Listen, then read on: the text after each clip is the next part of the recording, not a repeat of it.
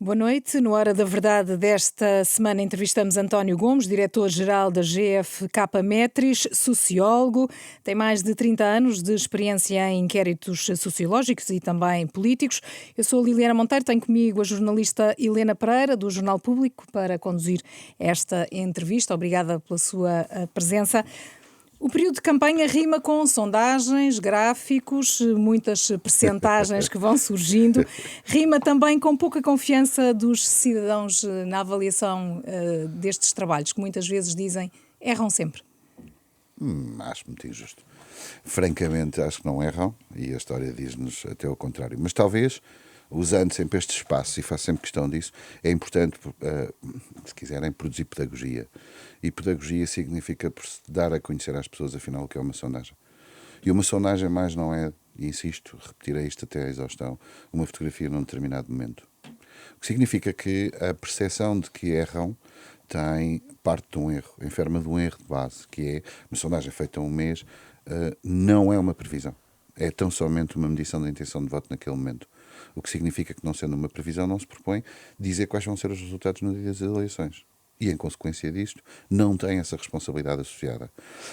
Na visão mais simplista é, ao mês diziam A e aconteceu B, então erraram. Mas em A não se propunham dizer o que é que ia acontecer. Os modelos de previsões são coisas completamente diferentes. Baseiam-se em sondagens, mas têm mais conhecimento científico, ou seja, têm em consideração mais variáveis. Há países onde é comum fazerem-se previsões, não sondagens, mas para além das sondagens de previsões eleitorais, em Portugal não há, até porque os modelos de previsão eleitoral têm algum grau de falibilidade e em consequência. Portanto, eu acho que não. Sinceramente, acho que não. E influenciam ou não a escolha dos eleitores? Influenciam. As pessoas gostam o quê? De escolher um candidato que sabem que está bem colocado? Ou Sim, seja, unirem-se aos vitoriosos? Cientificamente, são dados como adquiridos, ou seja, estudados e entendidos. Há 4 fenómenos das sondagens. O primeiro, o chamado efeito bandwagon, as sondagens produzem um efeito que é as pessoas querem votar em quem sabem que vai à frente. Ou seja, queremos ir na carruagem da frente. É uma expressão em alemão, foi um investigador alemão que o desenvolveu. A segunda é chamado efeito underdog, detectado nos Estados Unidos e no Canadá, mas também noutras geografias, e que tem a ver com ficar com pena de quem está em segundo. Está tão afastado, então eu vou beneficiá-lo. E depois há mais 2 fenómenos, que é a desistência por certeza de vitória e a desistência por certeza de derrota. Isto é, a desistência por certeza de vitória é já ganhou, então não preciso de ir lá. E a desistência por certeza de derrota é, isto é tão mau que eu prefiro não ir lá. São 4 efeitos, 2 beneficiam quem vai à frente, 2 prejudicam quem vai à frente, e a pergunta é, quem quiser instrumentalizar as sondagens não sabe qual é o efeito que vai ter. Faço-me entender. Ou seja, na verdade, têm efeitos, mas eles são imprevisíveis. Neste caso, como já disse e tive a oportunidade de enunciar, eu acho que as sondagens assumiram um papel relevante na razão de existir muitas dúvidas, ou seja, o eleitorado tentar compreender perante um paradigma completamente novo que é 5 candidatos, isto não é comum, o nosso processo mental não está habituado a ser confrontado com uma escolha tão alargada. Atenção, na verdade, nas eleições legislativas há muitos partidos a concorrerem, mas a lógica do voto, da utilidade do voto em legislativas é eu posso votar em alguém que sei que não vai ganhar, mas estou a contribuir para a sua representação parlamentar, ou seja, para um papel de um partido que vai defender uma doutrina ou uma ideologia que eu penso. Aqui não, que é uma escolha. No final só vamos ter um presidente e os outros todos, independentemente do resultado que tiverem e do simbolismo político que possam lhe associar, não vão exercer nenhum cargo decorrente disto. E, portanto, na sexta-feira, no Expresso da Meia-Noite, na SIC, fiz questão de enunciar esta possibilidade, que é lentamente as pessoas começarem a afunilar nas respectivas escolhas. Ora, para que este processo ocorra, por exemplo, neste caso, as sondagens têm um papel relevante, porque elas ajudam como pistas para que as pessoas comecem a pensar, afinal, mas eu comecei o programa com essa pergunta, que é a mim, que faço sondagens e as pessoas me conhecem, por hábito, perguntam-me quem vai ganhar. E desta vez ouço mais vezes a pergunta que é, afinal, em quem é que eu devo votar? Ou seja, das 5 escolhas, ajudem. Portanto, quais é que pode ser os candidatos em que o meu voto possa ser mais útil? Não é voto útil, é que tenha maior utilidade. O meu voto contribui para alguma coisa efetiva. Entendem? E essa escolha só acontece já mais então nessa reta final?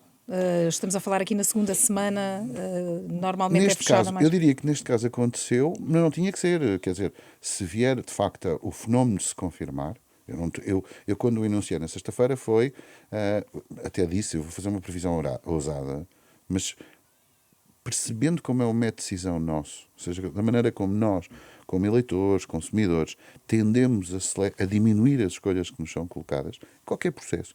O marketing estuda isto à exaustão e por isso há um processo de facilitação do processo de escolha. Eu entendo que, como durante muito tempo houve indefinição, poderia haver aqui um espaço para uma aceleração nestas escolhas, para que as pessoas se sintam mais confortáveis na lógica, bom, afinal, quantos é que podem ir à segunda volta de um conjunto de 5, se calhar mais prováveis, não é? Quais serão 3? Aliás, eu fiz questão de dizer, são 3, mas não faço a mínima ideia quem possam ser. Acho que este processo tende a ocorrer naturalmente, por coincidência, é na última semana, talvez porque houve imensa indefinição até agora. Nesta campanha, há alguns candidatos muito irritados com sondagens. E há quem fale até de se proibir sondagens na reta final da campanha. Vê alguma utilidade nisso? É assim, a história da proibição de divulgação de sondagens tem uma história em Portugal. Já foram proibidas um mês antes, uma semana antes, há um bocadinho de tudo isto. A mim, choca-me que isso possa representar regredir para um tempo em que havia uma presunção de que o eleitorado não está preparado para saber ler o que as sondagens dizem. E eu acho que não consigo compreender a razão deste argumento, mas consigo compreender outra coisa, que é, bom, então se as sondagens podem potencialmente influenciar, o que é que podemos fazer para que isso se mitigue? Eu acho que se pode fazer isto que nós estamos aqui a fazer, que é precisamente haver momentos em que se tenta fazer perceber ao eleitorado o que é uma sondagem. E a sondagem é uma fotografia de uma intenção de voto num determinado momento. Há uma metáfora que eu acho que é especialmente feliz. Nós podemos dizer... Eu tento simplificar na linguagem para que toda a gente que nos ouve entenda de forma simples. Nós podemos chegar ao pé de uma pessoa e dizer assim, olha, o Sporting está a jogar com o Benfica, está no intervalo e está o Benfica a ganhar 3-1 ou o Sporting a ganhar 3-1, mas faltam 45 minutos. Nós estamos a dar uma fotografia do jogo. O facto de estar 3-1 não quer dizer que o resultado final seja ou o Sporting ou o Benfica ganharem forçosamente só porque estão à frente. E as pessoas percebem de futebol, entendem isto. Dizem, bom, tem uma vantagem, é certo. Pois está bem. Mas e se na segunda parte houver uma inversão e o Sporting ganha por 4-3 ou o Benfica ganha por 4-3. Então, se as pessoas perceberem o que é que isto significa, porque é algo que sentem proximidade na experienciação, entendem melhor o que é uma fotografia num determinado momento. Mas os próprios candidatos não acham que então dão demasiada importância às sondagens e podem estão a dar. Estão a ser contraproducentes? Estão a dar. As sondagens adquiriram um protagonismo nestas eleições que nem sempre têm, porque existe uma enorme indefinição. Quando a indefinição é menor, ninguém olha. Por exemplo, nós estamos a olhar para variações décimas e toda a gente escuta, subiu, desceu. Se fosse nas últimas eleições legislativas ou em 2024, variações décimas, ninguém queria saber. Porque as tendências eram mais reveladoras daquilo que muito provavelmente acabaria por acontecer. Portanto, aqui, as circunstâncias do eleitorado estar repartido por vários candidatos e, portanto, uma enorme indefinição de quem pode passar à segunda volta, leva a que as pessoas procurem estes sinais. E estes sinais vêm das sondagens. O que as sondagens nos estão a dizer é que elas próprias, no seu poder preditivo, não sabem. E, portanto, a maior dificuldade é que chatice, porque é que isto nunca mais se arruma. Para os jornalistas, para os comentadores e para o eleitorado. Já está. Os políticos procuram, naturalmente, no fundo, dizer não, mas as sondagens não estão a traduzir o que se passa no terreno, ou as sondagens podem errar porque... Quem quer que se atreva a dizer no domingo que as sondagens estão erradas, vai partir de um preconceito que eu acho que deve ser combatido já hoje, que é probabilidades. Eu tenho dito isto, disse ontem numa entrevista, disse na semana passada, eu não descarto ninguém. Por isso é que o cenário da probabilidade tem um preconceito associado, que é a ideia de que, não, quem vai a A e B, e depois não vai a A e B e dizem, as sondagens erraram. Mas erraram porquê? Nós temos as sondagens até há bem pouco tempo para darem um empate entre todos. Mas deixe-me só lembrar aquele caso da maioria absoluta de António Costa, que a poucos dias das eleições dava empate entre PS e PSD. Houve eu não tenho um conhecimento exaustivo, pormenorizado do que aconteceu. Mas houve um dia, se não estou em erro, atenção que isto é preciso ser rigoroso. Há um dia em que, por uma razão singular, Rui Rio está à frente de António Costa. E depois o resto dos dias isto não acontece. E, portanto, houve ali uma mediatização da possibilidade de Rui Rio ganhar. Sobre essas eleições em particular, houve muito ruído, até a propósito do método de distribuição de indecisos, que então houve.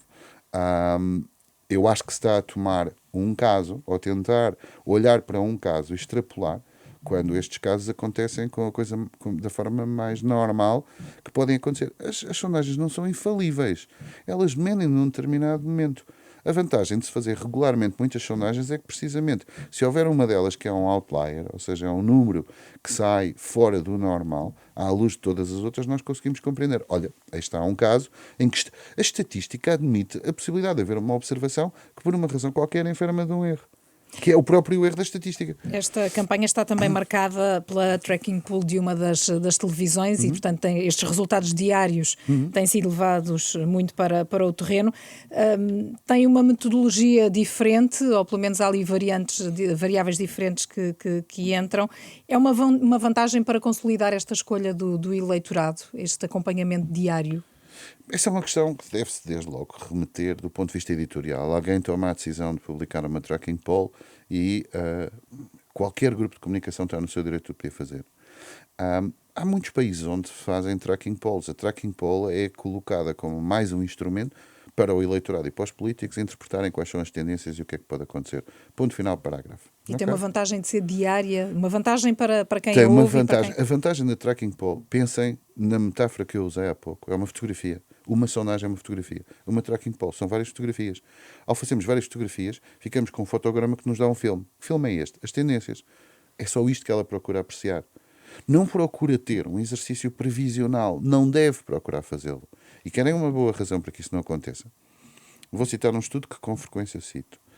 A professora Marina Costa Lobo faz há vários anos um estudo pós-eleitoral, em que, nesse estudo pós-eleitoral, nós vamos perguntar às pessoas, entre várias coisas, que é o processo de decisão. Eu digo nós porque temos feito o estudo. O processo de decisão de como votou ou como escolheu, da escolha que fez, mas também quando tomou a decisão. Ora, o que nós nos apercebemos é que uma parte do eleitorado toma uma decisão muito em cima do cada ato vez eleitoral. mais tarde. Mais tarde, sábado. Aliás, há 10%, não me recordo, mas 10, 15%, dependendo das eleições, que tomam uma decisão no local de voto. Agora, vocês podem inverter a pergunta e dizer assim, então qual é o interesse de publicar uma sondagem? A sondagem aprecia tendências. E essas tendências devem ser colocadas em perspectiva no cuidado do comentário, quer por parte dos políticos, quer por parte de todos, que é, afinal, em vez de estarmos a olhar os últimos 15 dias, porque é que não olhamos os últimos 6? Se nós olharmos para os últimos 6 ou para os últimos 3, nós vemos que candidatos estão a subir ou não? Vemos. Vemos que candidatos estão a descer ou não? Vemos. Então vemos uma tendência. Essa tendência confirmar-se-á, não se confirmará, veremos no domingo. Eu não dou por certo que a tendência tenha que necessariamente desembocar numa reta de regressão linear que diz, bom, se vem daqui e vai para aqui, então termina aqui. Não vejo como sendo assim. Não são mais vantajosas do que as sondagens, como não, as quer conhecemos dizer, tradicionalmente? eu acho isso responde um bocadinho à lógica do banir as sondagens. Eu acho que as pessoas convivem bem com a maior quantidade de informação. Quanto mais sondagens houver, melhor. Mas não baralha mais. Se fizermos a pedagogia e explicarmos, ou seja, se estivermos neste exercício que eu estou aqui a fazer convosco... Mas os portugueses sabem fazer essa leitura. A percepção é essa. Cada vez mais temos eleições frequentes para todos estes autárquicas, presidenciais, portanto, até têm sido mais recorrentes do que se calhar seria normal, mas a verdade é sabemos ler e sabemos interpretar. Há coisas sobre as quais nós temos o hábito, ou o mau hábito, de achar que percebemos do assunto. Sondagens é uma delas. Nós achamos que percebemos futebol, óbvio, não é? O treinador devia ter tirado isto, aquilo. O Pedro Buxerri, que é meu amigo, costuma dizer, toda a gente acha que percebe televisão. Chega ao pé dele e dizem, você devia fazer um programa sobre isto e aquilo. Portanto, há algumas profissões que têm esta estranha singularidade da maior parte das pessoas acharem que percebem sobre o assunto. Eu acho que não é importante perceber sobre como se fazem as sondagens. O que é importante perceber é que utilidade e que valor relativo lhe deve ser dado. Essa sim deve ser a questão. Eu acho que se temos aos portugueses É uma fotografia de um momento, mas tem um valor relativo. As pessoas habituam-se a isto. Isto aconteceu em todas as últimas sondagens, as últimas eleições, aconteceu. Não está a acontecer tanto nesta porquê? Porque há maior volatilidade, ou seja, há maior risco de vários serem eleitos, e, portanto, em consequência disto, o que é que as pessoas fazem? Os próprios protagonistas, que são os candidatos, falam de sondagens. Não deviam. Que as campanhas acabam por, e agora também como cidadão e como português, sem ser o sociólogo só, olha-se muito ou demasiado para isso e não tanto para questões da vida do dia-a-dia que deviam ser debatidas nas campanhas. Eu vou formular, da mesma maneira que na sexta-feira, no Expresso da Meia-Noite, formulei uma previsão, vou fazer uma previsão, que é uma coisa que eu não devo fazer. Mas a minha previsão não é numérica. É uma previsão de experiência de leitura de sondagens e de interpretação do momento em que estamos. Nós tivemos debates, tivemos os candidatos todos a enunciarem ou procurarem enunciar os seus elementos de diferenciação, vamos lhe chamar doutrinária ou ideologicamente. O Presidente da República não é um Primeiro-Ministro, é uma função específica para o qual remete para determinadas características. Já está. Eu acho que até ao início da semana passada, meados da semana passada, questões de natureza política eram colocadas em cima da mesa. Eu acho que o caso da Venezuela veio baralhar um bocadinho o início da campanha, porque cada um dos candidatos tinha, no fundo, um itinerário, um mapa do que queriam fazer, por onde queriam passar e que mensagens deixar, e de repente há um acontecimento internacional que marca a agenda, aliás, marca para o debate dos 11 candidatos, como se viu, porque foi um tema. E chegámos até este fim de semana. Em que cada um defendeu basicamente as suas diferenças, umas menores, outras maiores, mais perceptíveis, menos perceptíveis. Eu acho, é uma previsão ousada, mas eu acho que a partir da segunda-feira, uma parte do eleitorado começou a construir um processo novo. Eu vou usar as palavras mais certas, ou tentar as palavras mais adequadas, que é uma relação... As pessoas...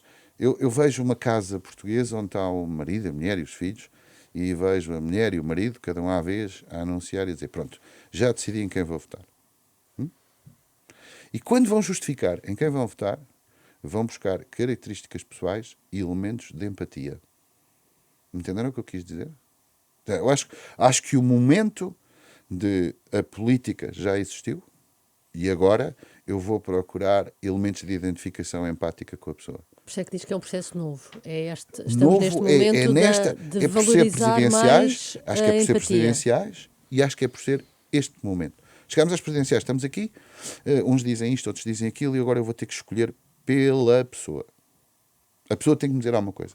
Agora reparem, é por aquela em que eu digo que vou votar e há casas onde uns vão dizer, não, eu já decidi em quem vou votar, porque eu gosto dele, porque ele é simpático, porque ele é isto, porque ele é aquilo. Mas acha que por ser presidenciais e ser um voto numa pessoa isso.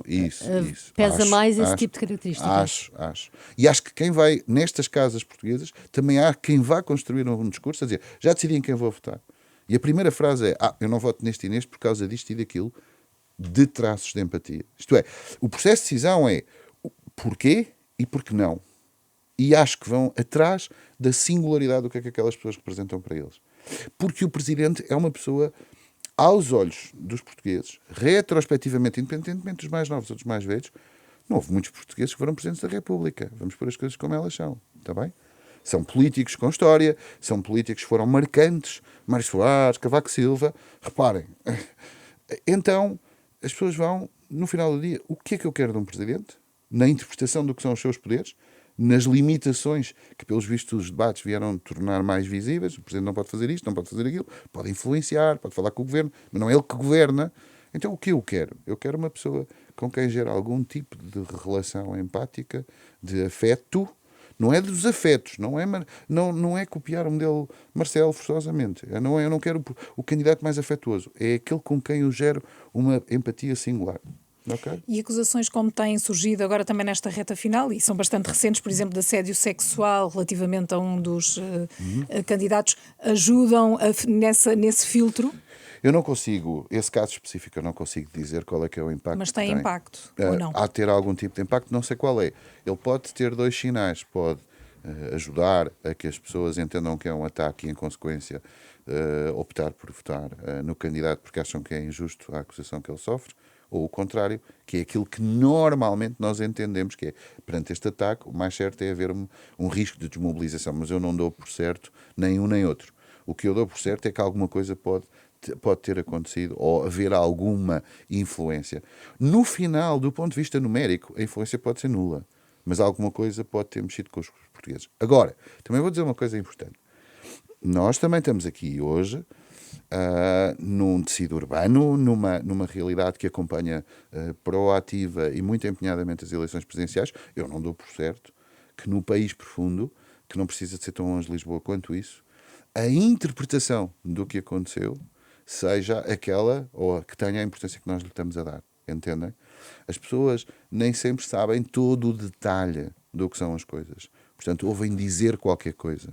E a maneira como o dizer qualquer coisa desconstrói na cabeça deles um processo de decisão, seja por adesão, seja por rejeição, faz com que eu acho que esse caso em particular possa ter efeito. Atenção que esta campanha trouxe várias críticas para cima da mesa.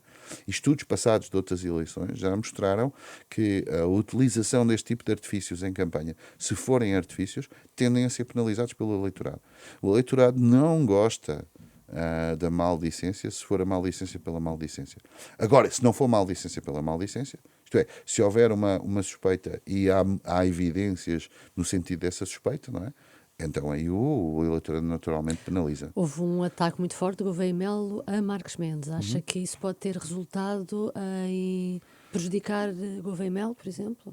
Acho que pode ter prejudicado Gouveia Melo, pode ter prejudicado Marcos Mendes, e acho que aí é uma coisa que... A tática de campanha é o que é. Nós não temos... mesmo os melhores marketeers políticos têm dúvidas existenciais e, portanto, tentam construir uma narrativa e acreditam que ela vai funcionar. O eleitorado português, embora goste de ver um reality show, em política tem algumas reservas em relação aos ataques pessoais, francamente. Isso não está a mudar, porque na política os comportamentos eleitorais em relação aos partidos está a mudar muito. Eu vou separar duas coisas. Eu acho muito importante, disse isto numa outra entrevista, que é, a ver se vocês entendem. Ou não, vocês entendem, eu tenho que me saber explicar.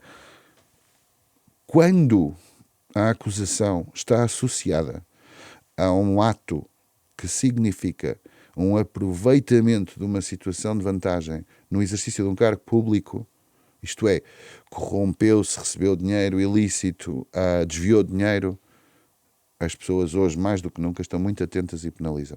Ponto final, parágrafo.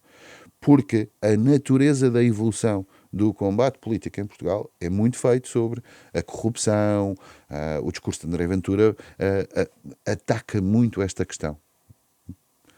Quando não é tanto neste território, já não é tão claro que as pessoas reajam sobre o assunto. E há depois uma outra coisa, especialmente importante, que é, o eleitorado não é tonto. O eleitorado português tem uma particularidade, tem muito mais bom senso do que muitas das vezes as pessoas possam pensar. E uma das coisas que normalmente reagem mal é, eu vou-lhe chamar, a maldicência regurgitada. Isto é, o eleitorado tem alguma dificuldade em perceber porque é que estão a ir buscar um caso que tem 20 anos. Ele na escola primária uma vez atirou o giz ou atirou o apagador à cabeça do professor. E o português médio diz assim, mas o que é que a história na escola primária tem a ver com isto? Porquê que estão a ir buscar uma coisa de há tantos anos atrás? Portanto, há um momento que é um momento para um caso ou algum tipo de calúnia ou de suspeita ser falado, julgado e arrumado. A partir daí, entendem? Sim, temos aqui o exemplo, por exemplo, do Chega, que ao longo, mesmo antes desta campanha, vai sendo alvo de vários casos relacionados diretamente com pessoas do partido. No entanto, daquilo que vamos vendo, ou pelo menos a última sondagem acaba por colocar André Ventura ali mas nós sabemos nessa tal fotografia que foi tirada agora. Como é que isto é possível? Ou seja... Porque o Chega é primordialmente um partido em que o seu líder vale mais do que a votação do partido. Ou melhor, não sei se é esta a expressão mais feliz, expressão mais feliz é o Chega é André Ventura e André Ventura é o Chega. Claro que há novos dirigentes que surgem no universo do Chega, que vão seguindo o seu percurso de afirmação como políticos, mas a alma do Chega é André Ventura. O que significa que, podendo haver, e existindo casos, como o deputado das malas do aeroporto e tal, onde obviamente caso as pessoas... de abusos, de alegados alegados sexuais. abusos, obviamente que tudo isso é profundamente condenado. Mas as pessoas, se calhar, se fizermos um inquérito aos portugueses para indicar o nome de qualquer um dos dois, ninguém sabe o nome deles, os dois. Mas todos os portugueses, ou quase todos, sabem quem é André Ventura. E, portanto, é um cenário bastante diferente dos partidos clássicos. É um partido muito construído à volta de André Ventura e dele representar o Chega. E, portanto, vamos pôr as coisas nestes termos, está mais imune à possibilidade de um acontecimento com um líder partidário do Chega prejudicar a votação no Chega, a não ser ele próprio. Se alguma coisa fosse dita ou provada Sobre contra ele. a Ventura, então aí sim o projeto Chega acabaria. E portanto, mas é só Ventura, não é mais nenhum dos outros. O que coloca o Chega e ele próprio num contexto à parte versus os outros partidos, onde os outros partidos, se houver um problema com algum dirigente proeminente, terá sempre um efeito. E o que é que aconteceu com Gouveia Melo? Há alguns meses atrás, as sondagens davam-no com uma votação muito expressiva, coisa que agora não se tem verificado nos últimos estudos. O que é que explica isso? O facto de se começar a falar dele muito cedo, quando ainda não havia ainda não se sabia quem poderiam ser os adversários, ou o próprio candidato revelou-se mais fraco? Eu acho que nós nunca vamos saber, não é? E temos que esperar por domingo. Vocês viram o que eu disse? Eu não E esperar depois pelo estudo pós Também, eleições. eu não me precipito a excluir ninguém. Eu sei que as sondagens começam a dar sinais daquilo que eu próprio achei na sexta-feira passada e enunciei como uma previsão ousada, que é começar a diminuir, mas o facto de estar a diminuir não significa que até domingo esta tendência se confirme. Portanto, eu não creio que Gouveia e Melo tenha que forçosamente estar excluída da equação. Tudo indica, porém, que aquilo que é o seu percurso em tendências é revelador de uma diminuição. Primeiro aspecto. Há um ano atrás ele era o único candidato oficial, ou algo parecido, ou pelo menos tudo indicava. Portanto, ele tem um ponto de partida, depois é uma questão de tática de campanha e de posicionamento, mas ele começa mais cedo que os outros. Ponto final, parágrafo. E, portanto, como havia outros nomes nessas sondagens que eram testadas contra ele, nomes esses que não vieram a concretizar-se como candidatos, tudo aparentava, tudo indicava de facto que ele tinha uma larga maioria dos portugueses que assumiam que iriam votar nele. Mas as outras escolhas foram aparecendo. E ao aparecerem outras escolhas, outros candidatos, o risco de ele próprio, sobre a base que tinha à partida, diminuir era óbvio. Okay? Agora, ser óbvio esta diminuição não significa que era tão óbvio chegar ao ponto onde está. Isto é, haverá muita gente, e presumo que seja essa a pergunta, porque é que o Gouveia Melo não continua a liderar nas sondagens quando ele, durante muito tempo, liderou? E aqui começa-se na análise da performance dele nos debates, no posicionamento da campanha, por exemplo, a questão do debate especificamente contra Marcos Mendes, em que ele ataca Marcos Mendes.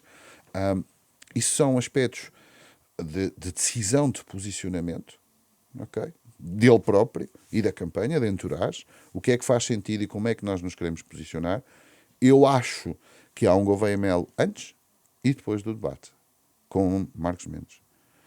E aqui tem a ver com os valores que ele procurou passar, isto é, reparem, passa os valores de uma postura não creio que forçosamente conciliador, mas no fundo de alguém muito próximo do chefe de Estado, com um sentido de cuidado no que dizia e da maneira como preferia determinadas frases. E depois parece-me a mim, que alguém, e ele próprio, terão tomado decisões de inverter a maneira como se posicionou.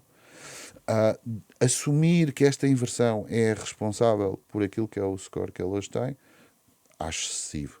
Porventura sim, mas tal não significa que a tendência, o que diz inequivocamente, ensinando os portugueses, é Gouveia Melo já esteve com mais score e hoje está com menos score. Tal não significa que não vá à segunda volta, tal não significa muitas outras coisas. Só mais uma coisa, qual é a leitura que faz do facto da sondagem do público RTP, que foi divulgada esta terça-feira, que é uma sondagem, não uma tracking poll, com métodos diferentes, ter dado um resultado muito próximo daquele que é o da tracking poll? Eu não vi, confesso, as datas da recolha da sondagem 6 da a 9. Católica, de 6 a 9, portanto 3 dias de concentração. Acho perfeitamente razoável. Aliás, não me surpreendeu. Acho que há aqui uma sobreposição numérica aproximada. Depois voltamos àquela questão que é: mas a ordem dos candidatos não é o mesmo. Está bem, mas eu acho que as distâncias... Deixa-me contar-vos um segredo, aqui que ninguém nos ouve. Ouçam, num cenário a 5, uma transferência de voto vale por 2. Então, a questão é simples. Se Marcos Mendes vai buscar um voto a Coutrinho de Figueiredo, ou vice-versa, entre o momento A e o momento B, aquela transferência de voto tem um valor... Afeta todos. Afeta duplamente no que um sobe e no que o outro desce. Normalmente, nas sondagens das legislativas, a tendência para transferir votos entre PS e PSD, numa sondagem pré-eleitoral, é baixa. Nós contamos nas legislativas, todo o enfoque é este. É quantos indecisos é que há, quantos é que tem a AD ou o PSD, quantos é que tem o PS, e vamos aos indecisos, vamos a discursos, vamos lhe chamar posicionamentos de franja, isto é, PS tenta piscar o olho à esquerda, quantas vezes se fez esse slogan, PSD piscou o olho ao eleitorado próximo de... whatever. Ou seja, eles estão a construir à volta, nas franjas, e depois enfocam no centro. E no centro é onde estão os indecisos. Este é um processo razoavelmente simples, mas não há transferência. Ou melhor, alguém que diga em A, vou votar AD, e que diga em B, não, entretanto mudei de opinião, vou votar em PS, é menor. Aqui não. Porque aqui as pessoas, ao verem esta indefinição, têm maior propensão para poder dizer: olha, eu há uma semana pensava votar em A e agora estou a pensar em votar em B. Isto tem um duplo efeito do ponto de vista contabilístico e matemático. Logo, haver a sobreposição da sondagem da Católica com genericamente os números da Tracking Poll parece-me perfeitamente razoáveis. Os números não andam tão diferente. Claro que se formos ao rigor, dizemos assim: mas a margem de erro diz que, entretanto, a Gouveia de Melo ou Marcos Mendes dificilmente poderão entrar na segunda volta porque a margem mais baixa de todos os outros. Sim, isso é tudo verdade. Mas, continuo a dizer, se houver transferência de votos, que é diferente da alocação de indecisos, é transferir o voto numa semana, eu não excluo ninguém. Não excluo. Mas acho que até domingo, a não ser que nos próximos dias se clarifique aquilo que curiosamente foi eu próprio que anunciei, quer dizer, disse que se calhar ia acontecer, que era a diminuição das escolhas. Mas isso é normal porque as pessoas precisam mesmo de, já chega, tenho que escolher. Estamos a chegar à nossa reta final. Perguntava-lhe se o facto de já haver a perspectiva e de muito se falar da possibilidade de uma segunda volta, o que é que isto interfere ou não na forma de escolha desta primeira votação? Vou ser sincero e digo-lhe, acho que já foi mais importante. Acho que os candidatos vão todos apostar as fichas num jogo que é como é que vai ser na segunda volta. Ou seja, voto na primeira a pensar na segunda. Mas acho que quando o grau de indefinição entre os candidatos é tão grande na primeira, o eleitorado não faz essas contas. Uma parte do eleitorado preocupado é dizer: espera lá, eu primeiro tenho que decidir onde é que voto no domingo e a ver se eu voto como quero ou se eu voto certo. Faço-me entender. Mas percebo que haja um cenário de antecipação e é normal que nas próximas 48, 72 horas se fale muito do voto útil. Esta fragmentação partidária baralha também um bocadinho o trabalho das sondagens? Não. Sabe porquê? Porque nós não construímos uma amostra representativa dos partidos, construímos uma amostra representativa dos portugueses. Aquela amostra reflete o peso relativo dos portugueses de acordo com os dados do recenseamento eleitoral, em termos de género, em termos de idade, em termos de distribuição geográfica, urbana e rural. Portanto, aquela amostra serve para representar o eleitorado, como serve para representar a opinião dos portugueses sobre qualquer coisa. Portanto, a preocupação de um amostrólogo, dito assim, é construir uma amostra representativa da população portuguesa. Depois, a representação da intenção de voto há de ser aquilo que naturalmente for o pensamento dos portugueses naquele momento. Já está. E já mesmo só para fecharmos, um boletim de voto, que é o que vai acontecer no domingo, que tem candidatos que não podem ser eleitos, baralha também um bocadinho o resultado oficial. O resultado oficial não baralha, pode produzir mais votos nulos. Só, mais nada. É a resposta. Óbvio que o ideal era que o boletim de voto não tivesse os candidatos que não foram aceitos para irem às eleições. Já foram dadas as explicações e, portanto, há um boletim de voto que tem lá uns nomes que não devia ter, já está. Isso significa que vão haver algumas pessoas que vão dizer: eu enganei-me, não era bem aquilo que eu queria ter votado. Não é inédito, se bem se recorda, em 2024 houve um tema por causa do ADN versus AD, e na altura penso que o Luís Montenegro falou sobre a possibilidade de ter gerado confusão. Não é. Historicamente, lembro-me de, por exemplo, o PCP fazer muitas queixas sobre o símbolo do PCP-TM-RPP, porque ambos tinham uma foice e martelo e, portanto, e diziam sempre que... Agora, neste caso, ao contrário de outras eleições onde se votam por siglas, e eu sou do tempo, lembro-me, acho que nos lembramos de, por exemplo, o PCP ter essa preocupação de fazer cartazes a explicar a posição, é o terceiro, é o primeiro. Ouvíamos estas lendas, que não eram lendas, mas que eram uma constatação. Aqui vão ver nomes completos. E a fotografia. E fotografia. E, portanto, pode sempre haver quem se venha a enganar. Já está. Mas atenção, tanto se enganam considerando os que não estão elegíveis, como se podem enganar entre aqueles que estão lá e não era aquilo que eu queria. Damos por terminada esta entrevista. Muito obrigada. A Hora da Verdade regressa na próxima semana com um novo convidado.